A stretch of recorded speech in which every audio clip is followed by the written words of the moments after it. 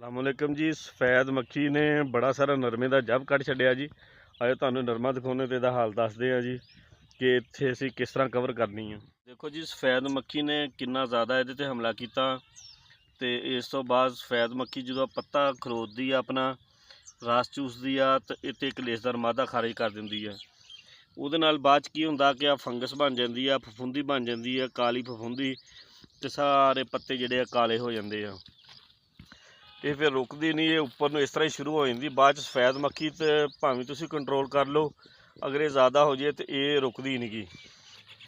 ਇਹਨੂੰ ਰੋਕਣ ਵਾਸਤੇ ਅਸੀਂ ਕੀ ਕਰਨਾ ਵਾ ਕਿ ਅਸੀਂ ਕਾਪਰ ਆਕਸਾਈਡ ਕਲੋਰਾਈਡ ਜਿਹੜਾ ਵਾ ਉਹਦਾ ਸਪਰੇਅ ਕਰਵਾਉਣਾ, ਤਾਂ ਕਿ ਜਿਹੜੇ ਸਾਡੇ ਕਾਲੇ ਪੱਤੇ ਆ, ਫਫੂੰਦੀ ਆ, ਇੱਥੇ ਰੁਕ ਜਾਵੇ, ਤਾਂ ਉੱਪਰ ਨਾ ਜਾਵੇ। ਜਾਂ ਤਾਂ ਇਹ ਕਰਵਾ ਦਿਓ, ਜਾਂ ਕਾਪਰ ਪਲੱਸ ਕੋਸੀਗਾਮਾਈਸਿਨ ਲੈ ਕੇ ਉਹਦਾ ਸਪਰੇਅ ਕਰਵਾਓ, ਤਾਂ ਕਿ ਇਹ ਜਿਹੜੀ ਫਫੂੰਦੀ ਆ ਇੱਥੇ ਰੁਕ ਜੇ, ਤਾਂ ਉੱਪਰ ਦੂਸਰੇ ਪੱਤਿਆਂ ਨੂੰ ਨਾ ਜਾਵੇ। ਤੇ ਇਹਦੇ ਤੇ ਬਿਹਤਰੀਨ ਜਿਹਾ ਸਫੈਦ ਮੱਖੀ ਦਾ ਸਪਰੇਅ ਕਰਵਾਉਣਾ ਤੁਸੀਂ। ਅਗਰ ਇੰਨੀ ਸ਼ਦੀਦ ਸਫੈਦ ਮੱਖੀ ਹੋਵੇ, ਇੰਨਾ ਜ਼ਿਆਦਾ ਪ੍ਰੈਸ਼ਰ ਹੋਵੇ, ਤੇ ਤੁਸੀਂ ਅਗਰ ਪਹਿਲੇ ਕੋਈ ਸਪਰੇਅ ਨਹੀਂ ਕੀਤਾ ਤਾਂ ਪਹਿਲਾ ਸਪਰੇਅ ਤੁਸੀਂ ਫਲੋਨਿਕਾਮਿਡ ਕਰੋ। ਉਹਦੇ ਨਾਲ ਡੈਨੋਟੀਫਰਾਨ ਲਾ ਕੇ ਨਾਲ ਸਪੈਰੋਟੈਟਰਾਮੈਂਟਰ ਲਾ ਲਓ, ਜਾਂ ਪੈਰੀਪ੍ਰੋਕਸੀਫਨ ਲਾ ਲਓ। ਇਹਦਾ ਸਪਰੇਅ ਕਰੋ ਤੇ ਨਾਲ ਹੀ ਇਹਦੇ ਜਿਹੜਾ ਕਾਪਰ ਦਾ ਮਹਿਲੂਲ ਬਣਾ ਕੇ ਕਾਪਰ ਆਕਸਾਈਡ ਕਲੋਰਾਈਡ ਤੇ ਪਲੱਸ ਕੋਸੀਗਾਮਾਈਸਿਨ ਇਹਦਾ ਸ਼ਾਮਲ ਕਰਕੇ ਤੁਸੀਂ ਜੇ ਸਪਰੇਅ ਕਰੋਗੇ ਤਾਂ ਤੁਹਾਡਾ ਰਿਜ਼ਲਟ ਬਿਹਤਰੀਨ ਆਏਗਾ। ਤੁਹਾਡੀ ਜਿਹੜੀ ਖਵਾਏ ਕਾਲੀ ਹੋਣ ਦੀ ਇੱਥੇ ਰੁਕ ਜੂਗੀ, ਤੁਹਾਡੀ ਫਫੂੰਦੀ ਕਾਲੀ ਫਫੂੰਦੀ ਹੈ ਉੱਪਰ ਨਹੀਂ ਜਾਊਗੀ, ਹੋਰ ਜ਼ਿਆਦਾ ਨਹੀਂ ਫੈਲੂਗੀ।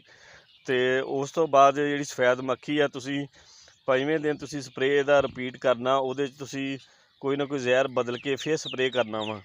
ਇਹੀ ਫਾਰਮੂਲਾ ਸਾਰਾ ਨਹੀਂ ਕਰ ਦੇਣਾ, ਇਹਦੇ 'ਚ ਕੋਈ ਨਾ ਕੋਈ ਇੱਕ ਅੱਧੀ ਸਪਰੇਅ ਵਿੱਚ ਬਦਲਣੀ ਹੈ, ਤਾਂ ਕਿ ਸਾਡਾ ਰਿਜ਼ਲਟ ਚੰਗਾ ਰਹੇ। ਤੇ ਜਦੋਂ ਤੁਸੀਂ ਰਿਪੀਟ ਕਰ ਦੂੰਗੇ ਤਾਂ ਗਾਂ ਤੁਹਾਡੇ ਜਿਹੜੇ ਆਉਣ ਵਾਲੇ ਦਿਨ ਉਹ ਚੰਗੇ ਲੰਘ ਜਾਣਗੇ। ਅਗਰ ਤੁਸੀਂ ਅੱਗੇ ਕੋਈ ਸਪਰੇਅ ਕਰ ਚੁੱਕੇ ਆ, 1 ਤੋਂ 2 ਸਪਰੇਅ, ਤੇ ਮੱਖੀ ਨਹੀਂ ਫਿਰ ਵੀ ਕੰਟਰੋਲ ਹੋ ਰਹੀ, ਤੇ ਫਿਰ ਮਾਰਕੀਟ ਵਿੱਚੋਂ ਇੱਕ ਜ਼ਹਿਰ ਮਿਲਦਾ ਵਾ ਥਾਈਸਾਈਕਲਮ ਦੇ ਨਾਂ ਤੋਂ ਇੱਕ ਜ਼ਹਿਰ ਮਿਲਦਾ ਜੀ ਮਾਰਕੀਟ ਵਿੱਚੋਂ।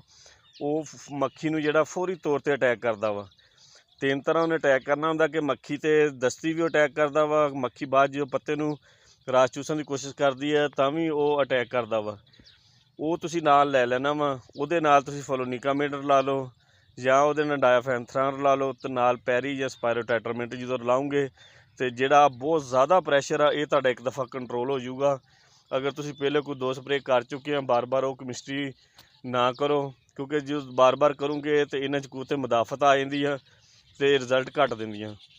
ਤੇ ਇੱਕ ਦਫਾ ਉਹ ਵਿੱਚ ਤੁਸੀਂ ਸ਼ਾਮਲ ਕਰ ਲੂੰਗੇ ਥਾਈਸਾਈਕਲਮ, ਤੇ ਤੁਹਾਡੀ ਇੱਕ ਦਫਾ ਮੱਖੀ ਦਾ ਪ੍ਰੈਸ਼ਰ ਜਿਹੜਾ ਟੁੱਟ ਜੂਗਾ, ਤੇ ਨਰਮਾ ਤੁਹਾਡਾ ਜਿਹੜਾ ਬਚ ਜੂਗਾ, ਗਰੋਥ ਵਾਲੇ ਬੰਨੇ ਲੱਗ ਜੂਗਾ।